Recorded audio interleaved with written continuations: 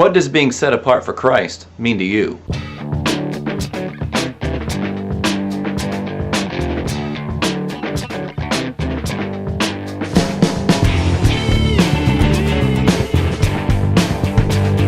To me, being set apart for Christ is about having a distinguishable faith that people can see a difference in, because holiness means set apart.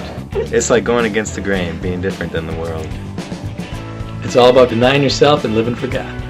Being set apart for Christ is about being the person that God wants you to be. It's all about Jesus. Being set apart for Christ means giving up the right to worry. Being set apart for Christ is living your life totally for God. It's not about doing the cool thing, it's about doing what's right. It's walking with Jesus and helping other people realize what they're missing. Being set apart for Christ means to stop living to fulfill one's own desires and starting to serve Christ and living to please Him. Being set apart for Christ means not being conformed to this world, but being transformed by the renewing of your mind. To not be like what the world tells you to do, and to do what Christ says.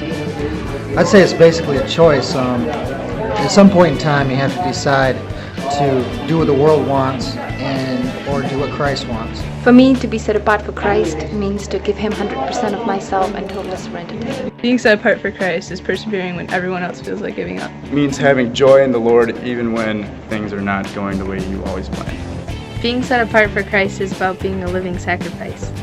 Romans 12:2 says, "No longer be conformed by this world, but be transformed by the renewing of your mind." That's what being set apart for Christ is all about. The question again, what does being set apart for Christ mean to you? It's a decision every believer has to make. And it's a vital question not only for Christians, but for people of every nation, tribe, and tongue. It's a question you can't get around. Will you be set apart for Christ?